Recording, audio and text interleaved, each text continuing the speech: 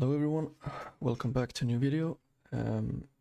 I figured I make a little update to my endgame guide because I've upgraded a few stuff, and yeah, hopefully this can help you in some ways. It'll give you some more damage and so forth. So yeah, I'll show you a quick deli map. Running the strat for a couple of days. It's pretty good, you know. Trying to get the apothecary drops. Pretty standard map. Some res. We calculate that with the, or I mean, we out mitigate that with the Omni, so we don't really care. Monster life, no, standard stuff.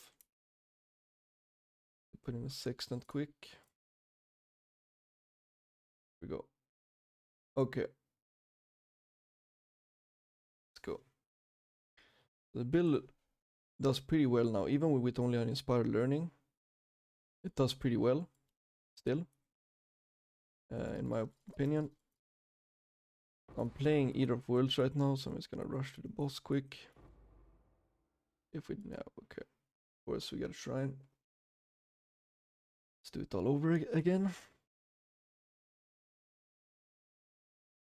Yeah, I've upgraded a few items I will show you later. I have a bit more Omni now. We're also a bit tankier, I would say, than before. But of course, running these maps, it's not, yeah. The build is not optimal for these maps, but it can handle them. That's what I want to say. The build is definitely not optimal for doing these maps, but it can handle them.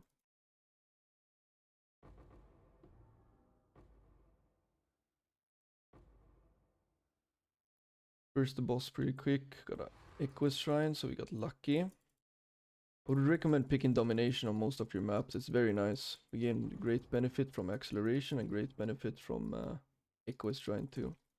And the defenses you get from Domination is very nice. So that's why I almost always run it for these maps. I just noticed that I have the wrong filter on. So let's change that into this. There we go. Now it won't show up so much. As you can see, when you get a shrine, it goes pretty smooth. Run around, get all the shrines. Just chill, you know. Don't really feel any of the downsides because you usually get a resistant shrine if you're playing with yeah, the shrine that I'm playing with. Or I mean, what the fuck am I saying? I mean with the so you can get the double, like 2 effects from one shrine, so to say. 2 shrine effects from one shrine. That's what I meant. Sorry, I'm not the best playing and talking at the same time. It's not my superiority, so to say. I'm not superior at it. But you can see it goes pretty smooth. Playing with Divergent Venom Gyre right now, which gives us +1 chain. You definitely pick that up. It's very, very nice for clearing. Having +1 chain on your quality is pretty good. Would definitely recommend picking that up if you haven't already. Yeah. I'm gonna show you the gear in a bit. Okay, okay, but you can see it does the map pretty well. So yeah, what I've upgraded, we have a bit more Omni, and we have a bit of armor now. Okay, now my auras are off, but yeah, we have a bit of armor. You could get more armor, but I'll go into that later. But I've added that determination and taken out the Wrath. I just have the gem in here. I actually don't use it, so it's just in there still. Haven't really changed the helmet otherwise. It's pretty good. I don't really need to change it that much for now. I kind of need a lightning rest from it, so I can't really change it. The shield I think I've changed. This one has more accuracy, and you kind of, cause I kind of want to get this craft on it. The craft is very good for Venom Gyre. I kind of always want to get this craft on your shield. It's very nice. A chance to avoid little bit overcapped of avoid elements right now, but it's fine. Added a chance to avoid shield, so we have 100% chill avoidance on our boots. Got a little bit of a better belt, has a little bit more int, a little bit more strength, and I think a little bit more life too than on the last video. Got um, double stat gloves instead. I upgraded my suppression to exceptional with the Orb of Confusion. So now we get 8 here, and then because we're using evasion helmet, evasion boots, and evasion gloves, we get 20 from the gloves, and from this we get 20. So I could drop 1 point here that I had spec'd in before for this. And so we don't even need suppression on the gloves anymore, so that's why I went for double stat instead, which gives you a lot more omni. Also got an insane ring. This one is pretty crazy. If you can get close to this, it's pretty good. The dex is a bit low, but yeah, I would say it's still very good, this ring. This gives you insane damage and accuracy and everything you need. Added in an Oriath End and a Progenesis. The Progenesis is really nice. The Oriath End is not really, yeah. You can go for it if you want to. If you have the currency for it, sure, but I would say go for Progenesis at least. Progenesis is very, very good. This, yeah, it gives you so much defense, it's insane. It's also an Amethyst Flask, so you're getting Chaos Res from it. As most of you people probably be struggling with Chaos Res on your gear. And if you're not going for Oria's End, you stick with the Granite Flask, and that should do you well. Apart from that, oh yeah, the chest too, also wrote a double stat on the chest. But I try to get high life on the chest, to be honest. It's pretty easy. It gives you insane life. I would recommend doing that. We're sitting at almost 4k right now. What I did too is I also respec the shadow area, and I spec'd into another cluster jewel. So we have 2 cluster jewels with fan of blades. This one is missing martial prowess. If you can get 2 cluster jewels with martial prowess, it gives you really good accuracy rating, which puts a little bit of strain off your gear, so you don't need as much accuracy rating on your gear, or maybe not as high level precision, so you can put in another aura. That's up to you.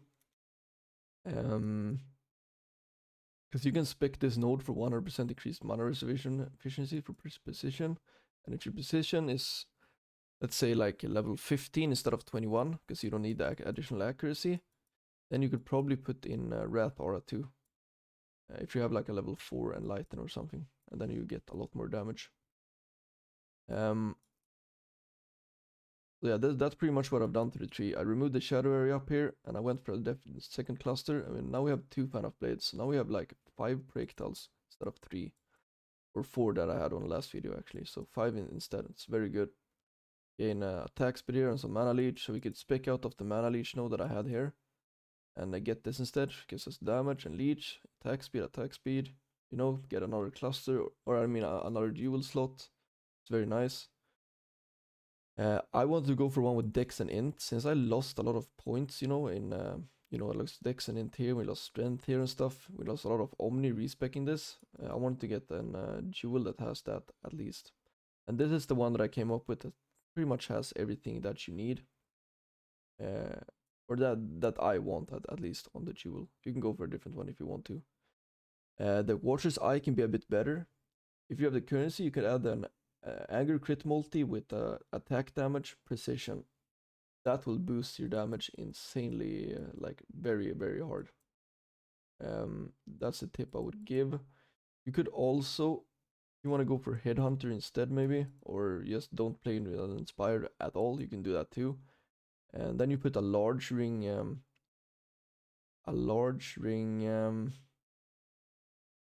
let me check. Up to just, I forget, Thread of Hope, yeah, exactly. Large ring, Thread of Hope, and pick up Forces of Nature. You could also pick up, if you wanna, kind of want the 40% increase effect of non-damaging elements here though, but you could pick up Forces of Nature. You could take this and respec these 3 nodes here. You can just take the split shot. You save 3 points there. Then you could also, I think it reaches Revenge of the Hunted too. I'm not sure though.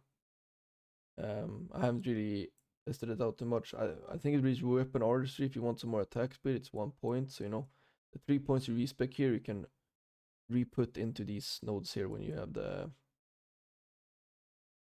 Thread of Hope. That is a recommendation I would also give. Changed out the Murderous Eye Jewel here for one with the triple flat and some accuracy. Getting one of these also puts up a lot of strain on your accuracy rating, so I would recommend getting that too. On a T1, I think it gives you almost 300 accuracy, which is really nice. It's almost as much as my ring with attack modifier. You know, it's pretty crazy. So that's pretty much what I've done. Haven't I put in a Awakened Fork. I'm not sure if I had it in the last video. And like I said, I put in a Divergent Venom Gyre. I haven't gotten a ball one yet. I've corrupted like 3 or 4.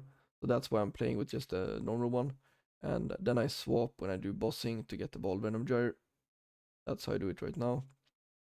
Get Awakened add elemental damage to mitigate reflect maps. So you can play early reflect maps without any problems.